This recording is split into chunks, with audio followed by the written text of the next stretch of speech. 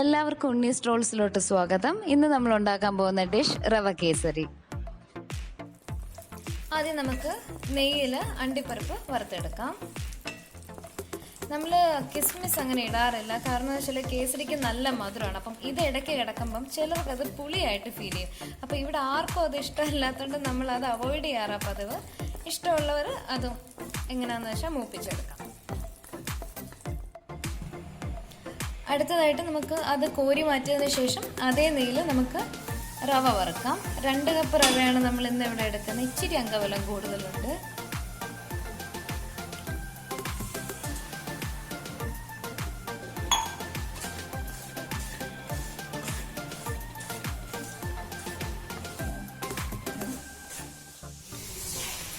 രണ്ട് glass റവയ്ക്ക് 6 glass വെള്ളമാണ് നമ്മൾ എടുക്കുന്നത്.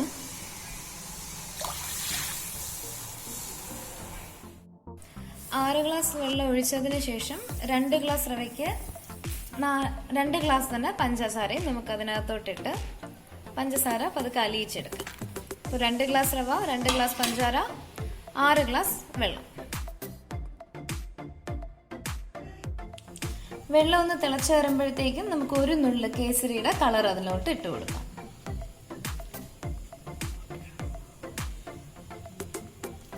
ഇത് ജസ്റ്റ് കളർ വരാൻ വേണ്ടിയിട്ടാണ്, അല്ലാണ്ട് ഫ്ലേവർ ഒന്നുമില്ല. സോ അത് വേണമെന്നുണ്ടെങ്കിൽ ഇട്ടാൽ മതി, ഇല്ലാന്നുണ്ടെങ്കിൽ വെള്ള കളറിൽ കിട്ടും. ഇതാകുമ്പോൾ നല്ല അട്രാക്റ്റീവ് ആയിരിക്കും. തിളച്ച വെള്ളത്തിലേക്ക് നമ്മൾ നേരത്തെ വറുത്ത് മാറ്റി വെച്ചിരുന്ന റവ ഇട്ട് കൊടുക്കാം. കുറച്ചായിട്ട് ഇളക്കി ഇടണം, കാരണം എല്ലാം കൂടി ഒരുമിച്ചിട്ട് കഴിഞ്ഞാൽ കട്ട പിടിക്കും.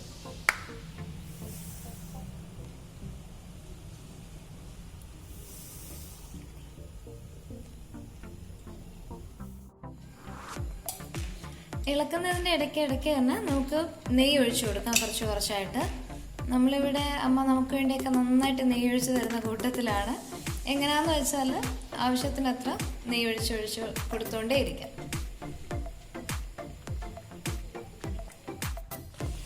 അതൊരുവിധം വെള്ളമൊക്കെ ഒന്ന് വറ്റി വരുമ്പോഴത്തേക്കും നമുക്ക് അണ്ടിപ്പരിപ്പ് ഇട്ട് കൊടുക്കാം. കാരണം വെള്ളം ഉള്ളപ്പോൾ ഇട്ട് കൊടുത്തു കഴിഞ്ഞാൽ അണ്ടിപ്പരിപ്പ് കൂടി വെന്തു പോവും. അപ്പം ഒന്ന് വറ്റി പരുവത്തിൽ വരുമ്പോഴത്തേക്കും ഇട്ട് കൊടുത്താൽ മതിയാവും. കണ്ടിന്യൂസ് ഇളക്കിക്കൊണ്ടേയിരിക്കുക. ടൈറ്റ് ആവുന്നു എന്ന് കാണുകയാണെന്നുണ്ടെങ്കിൽ നെയ്യ് ഒഴിച്ചേക്കുക. ഇളക്കിക്കൊണ്ടേയിരിക്കുക, കാരണം പെട്ടെന്ന് അടിയിൽ പിടിക്കാൻ ചാൻസ് ഉണ്ട്.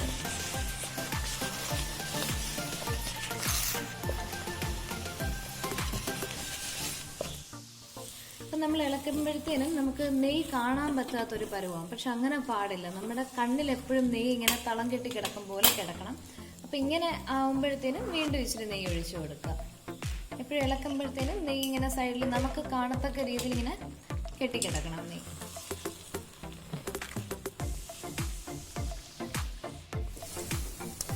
കേസരിയുടെ പരുവം എന്താന്ന് വെച്ചാൽ നമ്മളിങ്ങനെ ഇളക്കുമ്പോഴത്തേക്കും അത് മൊത്തത്തിൽ കിടന്നിങ്ങനെ ഓടണം.